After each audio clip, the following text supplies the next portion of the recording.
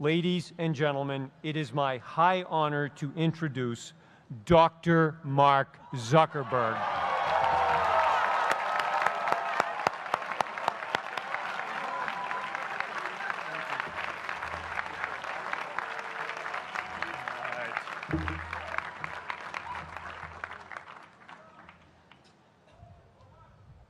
I love this place. Thank you all for coming out in the rain, the pouring rain. We're going to make this worth it for you. President Faust, Board of Overseers, faculty, friends, alumni, proud parents, members of the ad board, and graduates of the greatest university in the world.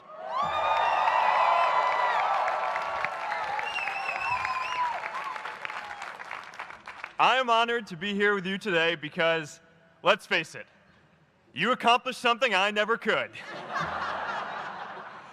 If I get through this speech today, it'll be the first time I actually finish something here at Harvard. Class of 2017, congratulations.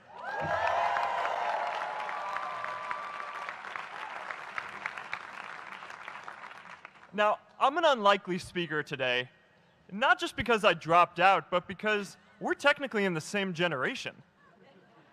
We walked this yard less than a decade apart. We studied the same ideas and slept through the same Act 10 lectures. We may have taken different roads to get here, especially if you came all the way from the Quad. But today, I want to share what I've learned about our generation and the world we're all building together. But first, these last couple of days have brought back a lot of good memories. How many of you remember exactly where you were and what you were doing when you got that email telling you got into Harvard?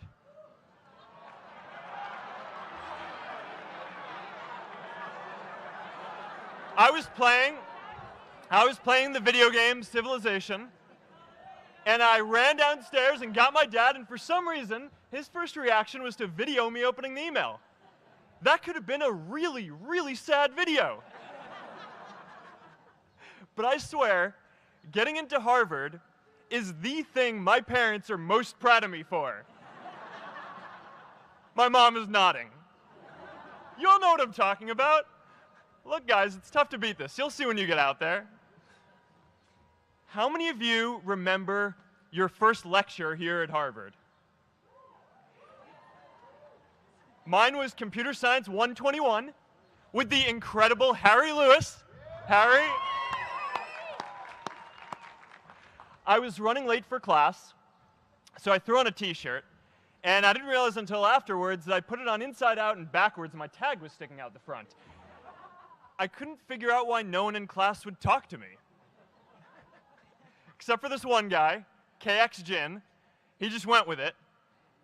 We started doing our problem sets together, and now he runs a big part of Facebook. And that, class of 2017, is why you should be nice to people.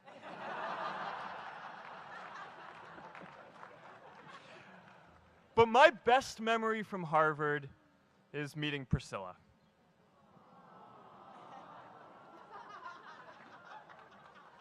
I had just launched this prank website, Face Mash. And the ad board wanted to see me. Everyone thought I was going to get kicked out. My parents drove up here to help me pack my stuff. My friends threw me a going-away party. Who does that? As luck would have it, Priscilla was at that party with her friends, and we met in line for the bathroom in the Foho Bell Tower, and in what must be one of the all-time most romantic lines, I turned to her and said, "I'm getting kicked out in 3 days, so we need to go on a date quickly." Actually, any of you graduating today can use that line. "I'm getting kicked out today. We need to go on a date fast." I didn't end up getting kicked out. I did that to myself. Priscilla and I started dating, and, you know, that movie made it seem like Face Mash was so important to starting Facebook. It wasn't. But without Face Mash, I never would have met Priscilla. And Priscilla's the most important person in my life. So you could still say it was the most important thing I built in my time here.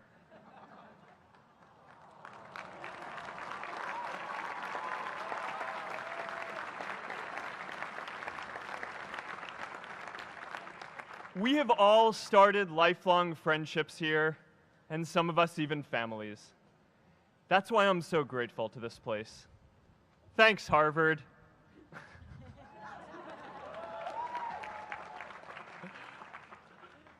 Today, I want to talk about purpose. But I'm not here to give you the standard commencement about finding your purpose. We're millennials. We try to do that instinctively.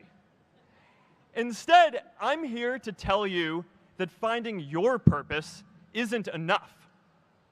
The challenge for our generation is to create a world where everyone has a sense of purpose. One of my favorite stories is when JFK went to go visit the NASA Space Center, and he saw a janitor holding a broom, and he asked him what he was doing, and the janitor replied, "Mr. President, I'm helping put a man on the moon." Purpose is that feeling that you are a part of something bigger than yourself, that you are needed, and that you have something better ahead to work for. Purpose is what creates true happiness. And you are graduating at a time when this is especially important. When our parents graduated, that sense of purpose reliably came from your job, your church, your community. But today, technology and automation are eliminating many jobs. Membership in a lot of communities has been declining, and a lot of people are feeling disconnected and depressed and are trying to fill a void in their lives. As I've traveled around, I've sat with children in juvenile detention and opioid addicts who've told me that maybe their lives would have turned out differently if they just had something to do, an after-school program or somewhere to go. I've met factory workers who know their old jobs aren't coming back and are just trying to find their path ahead. For our society to keep moving forward, we have a generational challenge to not only create new jobs, but create a renewed sense of purpose. I remember that night I launched Facebook from that little dorm in Kirkland House. I went to Noakes with my friend KX, and I remember telling him clearly that I was excited to help connect the Harvard community, but one day someone would connect the whole world. The thing is, it never even occurred to me that that someone might be us. We were just college kids. We didn't know anything about that. There were all these great big technology companies with all these resources, and I just assumed one of them would do it. But this idea was so clear to us that all people want to connect. So we just kept working on it, day after day after day. And I know that a lot of you are going to have your own stories just like this. A change in the world that seems so clear that you are sure someone else is going to do it. But they're not. You will. But it's not enough to have that purpose yourself. You also have to create a sense of purpose for others. And I found that out the hard way. You see, my hope was never to build a company. I wanted to have an impact. And as all these people started joining us, I just assumed that that's what they wanted to do too. So I never took the time to explain what it was that I hoped we'd build. A couple of years in, some big companies wanted to buy us. I didn't want to sell. I wanted to see if we could connect more people. And we were building the first version of Newsfeed at the time, and I thought, if we could just launch this, it could change how we all learn about the world. Nearly everyone else wanted to sell. Without a sense of higher purpose, this was their startup dream come true, and it tore our company apart. After one particularly tense argument, one of my close advisors told me if I didn't agree to sell the company right now, I would regret that decision for the rest of my life. Relationships were so frayed that within a year or so, every single person on our management team was gone. That was my hardest time leading Facebook. I believed in what we were doing, but I felt alone. And worse, it was my fault. I wondered if I was just wrong, an imposter, a 22-year-old kid who had no idea how things actually worked. Now, years later, I understand that is how things work when there's no sense of higher purpose. So it's up to all of us to create it so we can all keep moving forward together. And today, I want to talk about 3 ways that we can create a world where everyone has a sense of purpose. By taking on big, meaningful projects together. By redefining equality so everyone has the freedom to pursue their purpose. And by building community all across the world. So first, let's take on big, meaningful projects. Our generation is going to have to deal with tens of millions of jobs replaced by automation like self-driving cars and trucks. But we have the potential to do so much more than that. Every generation has its defining works. More than 300,000 people worked to put that man on the moon, including that janitor. Millions of volunteers immunized children around the world against polio, and millions of more people built the Hoover Dam and other great projects. And now it's our generation's turn to do great things. Now I know, maybe you're thinking, I don't know how to build a dam. I don't know how to get 1 million people involved in anything. Well, let me tell you a secret. No one does when they begin. Ideas don't come out fully formed. They only become clear as you work on them. You just have to get started. If I had to know everything about connecting people before I got started, I never would have built Facebook. Movies and pop culture just get this all wrong. The idea of a single eureka moment is a dangerous lie. It makes us feel inadequate because we feel like we haven't had ours yet. And it prevents people with seeds of good ideas from ever getting started in the first place. Oh, and you know what else movies get wrong about innovation? No one writes math formulas on glass, okay? All right? That's not a thing, okay?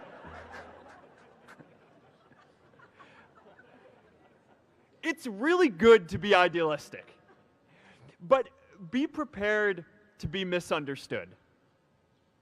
Anyone working on a big vision is going to get called crazy, even if you end up right. Anyone taking on a complex problem is going to get blamed for not fully understanding it, even though it's impossible to know everything up front. Anyone taking initiative will always get criticized for moving too fast because there's always someone who wants to slow you down. In our society, we often don't take on big things because we're so afraid of making mistakes that we ignore all the things wrong today if we do nothing. The reality is, anything we do today is going to have some issues in the future. But that can't stop us from getting started. So what are we waiting for? It is time for our generation-defining great works. How about stopping climate change before we destroy the planet and getting millions of people involved, manufacturing and installing solar panels? How about curing all diseases and getting people involved by asking volunteers to share their health data, track their health data, and share their genomes? You know, today, our society spends more than 50 times as much treating people who are sick as we invest in finding cures so people don't get sick in the first place. It makes no sense. We can fix this. How about modernizing democracy so everyone can vote online? And how about personalizing education so everyone can learn? These achievements are all within our reach. Let's do them all in a way that gives everyone in our society a role. Let's do big things, not just to create progress, but to create purpose.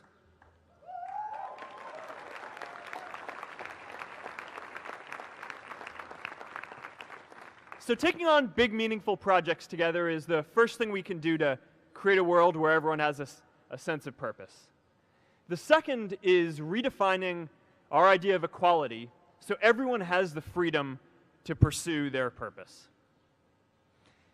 Now, many of our parents had stable jobs throughout their careers, but in our generation, we're all a little entrepreneurial, whether we're starting our own projects or finding our role in another one. And, that's great, because our culture of entrepreneurship is how we create so much progress. An entrepreneurial culture thrives when it is easy to try lots of new ideas. Facebook wasn't the first thing I built. I also built chat systems and games, study tools and music players, and I'm not alone. J.K. Rowling got rejected 12 times before she finally wrote and published Harry Potter. Even Beyoncé had to make hundreds of songs to get Halo. The greatest successes come from having the freedom to fail. Now, today, we have a level of wealth inequality that hurts everyone. When you don't have the freedom to take your idea and turn it into a historic enterprise, we all lose. And right now, today, our society is way over-indexed on rewarding people when they're successful, and we don't do nearly enough to make sure that everyone can take lots of different shots. Now, let's face it. There is something wrong with our system when I can leave here and make billions of dollars in 10 years, while millions of students can't even afford to pay off their loans, let alone start a business.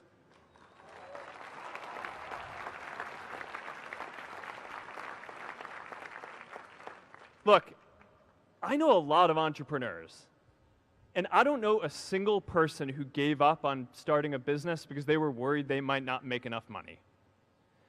But I know too many people who haven't had the chance to pursue their dreams because they didn't have a cushion to fall back on if they failed.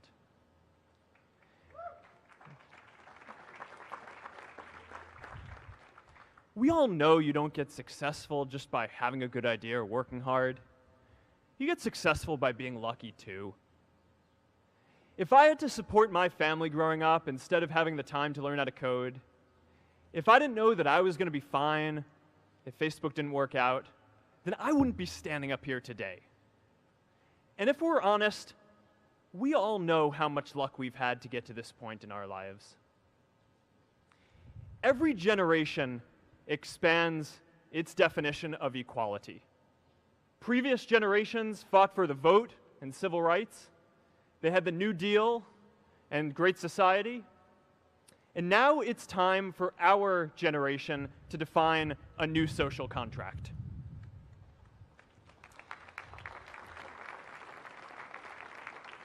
We should have a society that measures progress not just by economic metrics like GDP, but by how many of us have a role we find meaningful. We should explore ideas like universal basic income to make sure that everyone has a cushion to try new ideas. We're all going to change jobs and roles many times, so we need affordable childcare to get to work and healthcare that's not tied to just one employer. And we're all going to make mistakes. So we need a society that's less focused on locking us up and stigmatizing us when we do. And as our technology keeps on evolving, we need a society that is more focused on providing continuous education through our lives.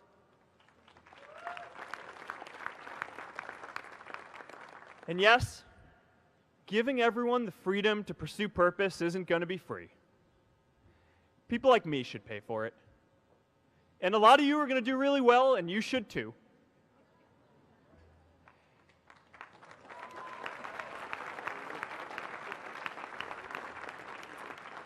That is why Priscilla and I started the Chan Zuckerberg Initiative and committed our wealth to promoting equal opportunity.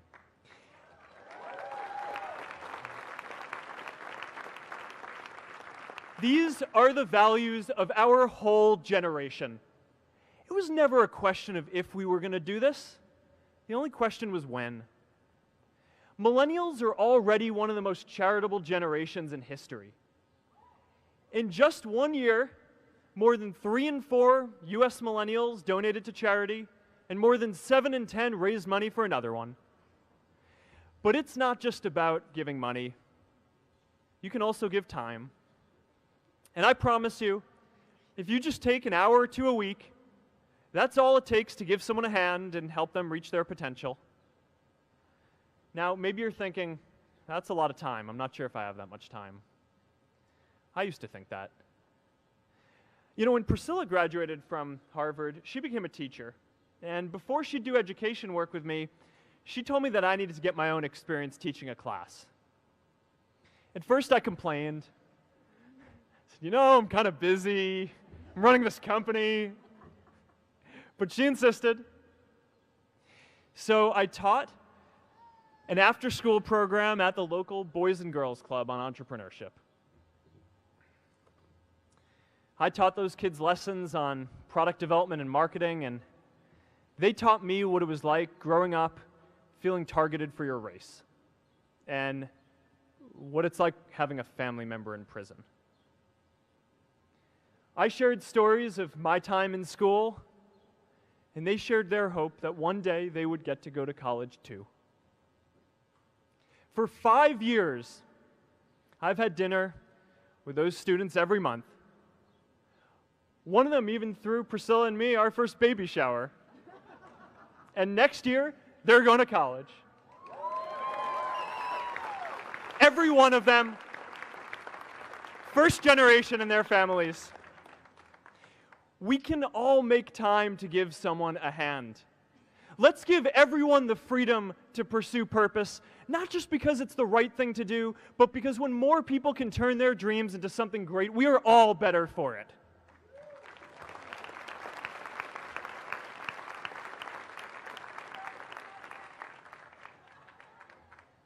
Purpose doesn't only come from work. The third way we can create a sense of purpose for everyone is by building community. And in our generation, when we say purpose for everyone, we mean everyone in the world. Now, quick show of hands. How many of you here are from another country? All right, now keep your hands up. How many of you are friends with one of these folks? Now we're talking. See, we have grown up connected. In a recent survey of millennials around the world, asking what most defines our identity, the most popular answer wasn't nationality, ethnicity, or religion. It was citizen of the world. That's a big deal. Every generation expands the circle of people we consider one of us. And in our generation, that now includes the whole world. We understand that the great arc of human history bends towards people coming together in ever greater numbers, from tribes to cities to nations, to achieve things that we could not on our own. We get that our greatest opportunities are now global. We can be the generation that ends poverty, that ends disease. And we get that our greatest challenges need global responses too. No country can fight climate change alone or prevent pandemics. Progress now requires coming together, not just as cities or nations, but also as a global community. But we live in an unstable time. There are people left behind by globalization across the whole world. And it's tough to care about people in other places when we don't first feel good about our lives here at home. There's pressure to turn inwards. This is the struggle of our time. The forces of freedom, openness, and global community against the forces of authoritarianism, isolationism, and nationalism.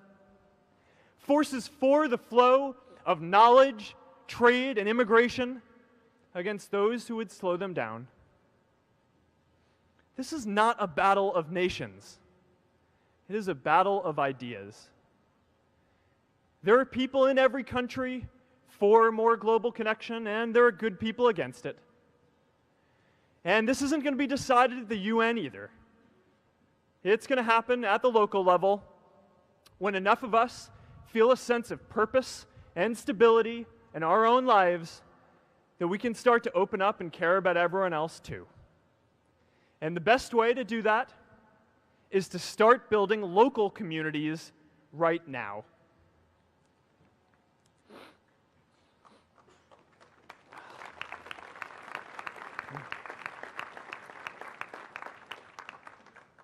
We all get a lot of meaning from our communities. Who here's from Elliott House? How about Lowell? I know you guys found community because you literally live right on top of each other. And Mather? I'll just leave that there.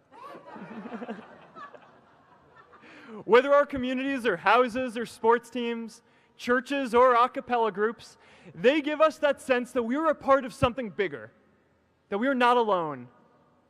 They give us the strength to expand our horizons. And that's why it's so striking that over the past few decades, membership in all kinds of communities has declined by as much as 1/4. That's a lot of people who now need to find a sense of purpose somewhere else. But I know that we can rebuild these communities and start new ones because many of you already are. I met Agnes Agoye, who's graduating today. Agnes, where are you?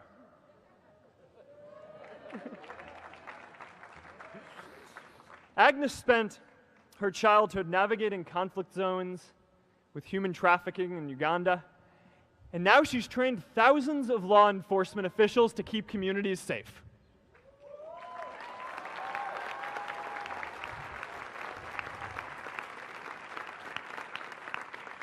I met Kayla Oakley and Neha Jain, who are graduating today too. Stand up, guys. Kayla and Neha started a nonprofit that connects people suffering from chronic illnesses with people in their communities who are willing to help out.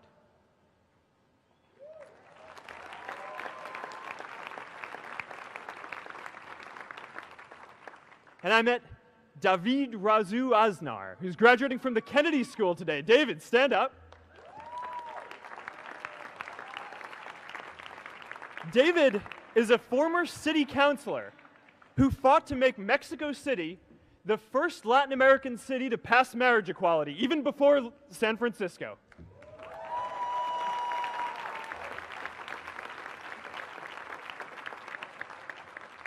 And this is my story too.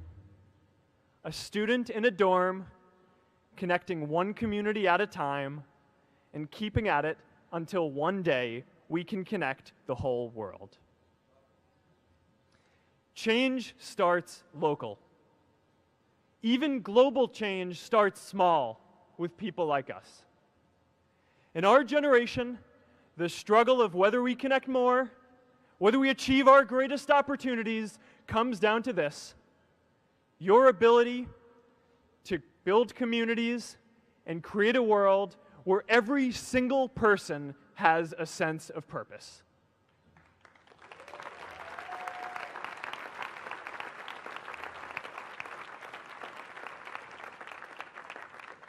Class of 2017, you are graduating into a world that needs purpose, and it's up to you to create it.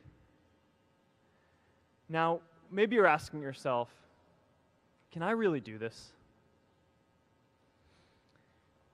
Well, remember when I told you about that class I taught at the Boys and Girls Club? One day after class, I was talking to my students about going to college, and one of my top students raised his hand and said that he wasn't sure he could go to college because he's undocumented. He wasn't sure if they'd take him. Last year, I took him out to breakfast for his birthday, and I wanted to get him a gift, so I asked him what he wanted, and he just started talking about struggles that he saw other students in his class facing, and finally said, you know, I'd really just like a book on social justice. I was blown away. Here is a young guy who has every reason to be cynical. He wasn't sure if the country he calls home, the only one he's known, was going to deny him his dream of going to college. But he wasn't feeling sorry for himself. He wasn't even thinking of himself. He has a greater sense of purpose, and he's going to bring people along with him. It says something about our situation today that I can't even say his name because I don't want to put him at risk. But if a high school senior who doesn't know what the future holds for him can do his part to move the world forward, then we owe it to the world to do our part too.